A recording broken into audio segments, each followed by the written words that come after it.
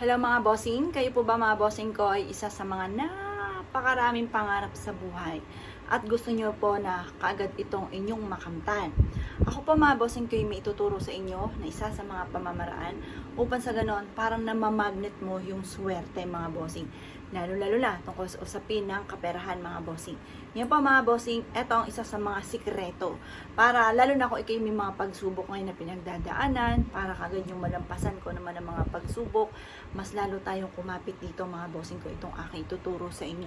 At mapapasin ninyo pa mga bossing ko na parang lagi kang iniaadya kung saan lagi kisuswertihin. At may mga bagay na nagagawa o ninyo na hindi nyo inaasahan na magagawa po ninyo, tapos ito pala, dito ka pala suswertihin. Parang lagi kang iniaadya. Ngayon po, kung kayo naniniwala sa mga gatong mga pamamaraan, ang video ito ay para po sa inyo.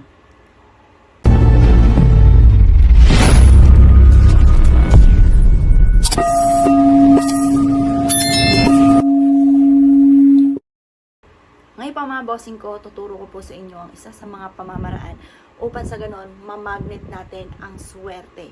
Lalo na tungkol sa usapin ng pinansyal. Unang-una mga bossing ko, paggising nyo sa umaga, kailangan positive ka lamang.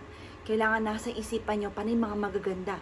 Parang ma-meditate po natin kung ano man po yung ninanais po natin ay kaagad nating makamtan. Kailangan natin ng meditation. Kailangan gumana ang ating law of attraction mga bossing ko. Paano gagana ang ating law of attraction mga bossing ko? Kailangan nga po mga bossing ko, positive ka lamang. Para kung ano yung iniisip po ninyo, magaganap po yan. Kung ano yung binubukan ng bibig ko, anong salitain, nagaganap po yan. Kaya mas mainam po mga bossing ko, ugaliin ng mga magagandang salitain. At yung mga pangit na nakaganapan, kalimutan na po yan. Ipagdasal na mabago ang takbo ng pamumuhay. Subukan niyo po ito. Proven po ito mga bossing ko. At isa rin to sa mga ginawa ko mga bossing ko. Subukan niyo rin to mga bossing. Unang-una, bukod sa pagising niyo sa umaga, positive lamang, inhale, exhale, alisin ko ni nagpapabigat ng kalooban. Pagkatapos po niyan, harap ka sa gawing silangan kung saan nasinag ang sinag ng araw. Gawin niyo po ito mga bossing ko ng mga 6:30 or kaya po alas 7.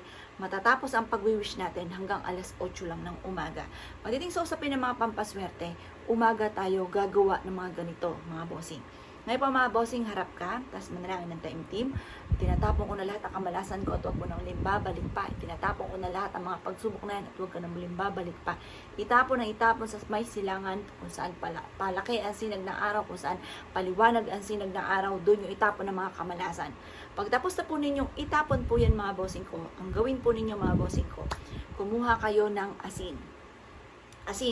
Pagkatapos mga bossing, sabihin nyo sa pamamagitan ng asin na ito ay mawawala na lahat ang aking mga kamalasan at instant na kamalasan ay puro kaswertehan ang darating sa akin. Ganon ang laging ibubukas sa bibig mga bossing ko. At pagkatapos mga bossing, eto, maglagay ka sa harapan ng inintahanan ng asin. Bukod dito mga bossing ko, mas mainam, magbudbud ka sa pampaligong tubig, sa timban tubig, or kung meron kayong bathtub, magbudbud ka doon. At pagkatapos, halu-haluin nyo yan. Sabihin nyo, mawawala na lahat ng kamalasan ko at instant na kamalasan ay puro swerte ang darating. Ganon po lagi mga bossing ko. Kapranggot lang ha. Tapos, syempre mga bossing ko, pagtapos nyo ng maligo, mas mainam nang magpahid po kayo mga bossing ko ng langis. Ako, paborito ko ay yung lavender mga bossing. Paborito ko ito. Tapos, bukod doon sa langis ko na pampaswerte. Kaya kung nais nyo na mag-abili sa amin na mula sa akin mga bossing ko, tumawag po kayo sa 0948-788-9806. Yun lang po ang aming nag-iisang contact number mga bossing. At yun po ay marami kaming iba't ibang klase ng langis na depende sa problema nyo pinagdadaanan. Bukod po dito mga bossing ko kasi, ano po ito? Anti-stress mga bossing. Mainam po mga bossing ko, magpahid ka sa inyo pong katawan yan mga bossing. Para mas maganda kasi pag yung mabango mga bossing ko, lalo na yung mga may pang-attract na swerte, mas magiging iba yung feeling ninyo. Para mas magiging positibo ka. Dahil alam mo na maganda yung pagkakapaligo mo ngayon, maganda yung araw mo ngayon, maganda yung aura po ninyo. Kaya, baga, mas mabilis kang makaka-attract ng swerte kaysa doon sa, ay baka ganito, baka ganyan. Kasi wala kang ginawa sa inyong sarili.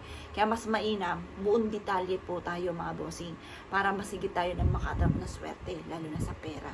Sa po yan sa mga sikreto mga bossing ko. Ang aking sinishare sa inyo ay base sa aking mga karanasan. Ngayon po mga bossing, pahid-pahid lang. Tapos yun ang magpahid mga bossing ko. Yan po mga bossing ko, basta positive ka lang. Mas mainam pa, kung marami kang pagsubok, ibulong nyo po sa dahon ng laurel ang lahat ng inyo po mga pagsubok. Sabihin nyo, itinatapon ko na ang lahat ng aking mga pagsubok sa buhay, ang karamdaman, kakulangan sa pera, yung kumbaga problema sa pera, or kaya po problema sa pamilya, problema sa trabaho, hindi makahanap ng trabaho, problema sa negosyo, kung ano man po problemang yan mga bossing ko, ibulong nyo dito na matapos na po yan. Tapos ay sunugin nyo po ito mga bossing ko na nakaharap ka sa gawing silangan. Ganun lang. Tapos yung pinakaabo po nito, hayaan yung mapawid ng hangin. Parang magiging abo na, mawawala na yung problema, tapos papawirin na sa malayo. Huwag yung tatambuin. Yung mga ganyang mga paggawa ay hindi tinatambo. Hayaan nyo siyang kusang mapawid ng hangin mga bossing. Ngayon po mga bossing, kung isa ka sa mga niniwala at nais nyo po itong subukan nyo po ito. Dahil ito po isa sa mga paborito ko na gawin sa araw-araw. Ngayon po mga bossing, lalo na kung marami kang mga pagsubok, para laban lang na laban sa hamon ng buhay at mapapasin ninyo na mas magiging magaan ang daloy na swerte matapos nyo po itong gawin. Kaya kung ikaw ay isa sa mga niniwala, huwag ka na magpatumpik-tumpik pa. Subukan nyo po ito. Proven po ito mga bossing ko at ako mismo ang magpapatotoo po sa inyo. Sa dami ng blessing na dumating, kagaya nga po sabi ko nga po sa inyo, nagsimula kami sa scratch. Kumakain kami, isang di pa lamang po ang aming hinihigaan. Kumakain kami, dyan lang sa sahig, pinupunasan lang po namin, wala pa kami pambili ng kutsyon.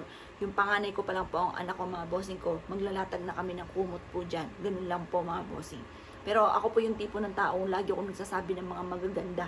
Lagi ko sinasabi sa mister ko, Daddy, huwag kang mag-alala, balang araw magiging matagumpay tayo. Yung mga ganun mga bossing, ugaliin nyo po yan, sinasabi ko po sa inyo. Totoo po yan, dahil pinagdaanan ko na po yan. At marami na ako nabigyan ng ganyang payo. Marami akong mga boss na yumaman na mga bossing. Kaya kung kayo pinaniniwala, bukod sa kanilang sipag, hindi dahil sa akin, dahil masipag talaga sila at madiskarte. Kaya lang po, may mga pagkakataon, masipag ka, madiskarte, pero parang sa walat-wala ang inyong pagiging madiskarte. Kaya mainam, subukan nyo po ito aking pinapayo. Yan.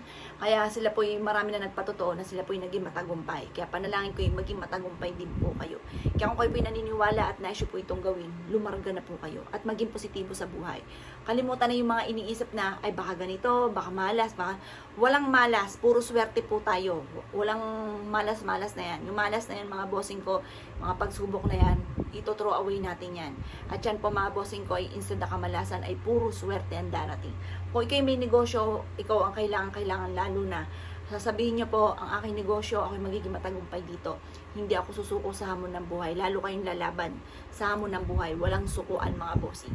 Ngayon po mga bossing kasi, kapag sinukuha mo yan, di bankrupt ka na, wala na. Dapat paglaban natin yan mga bossing ko, yung mga negosyong ganyan. Kailangan laging laban ng laban at laging positive. Laging mag-iisip kung paano magiging matagumpay. Kaya kung kayo pinaniwala mga bossing, asya mga bossing ko, good luck bossing po lahat.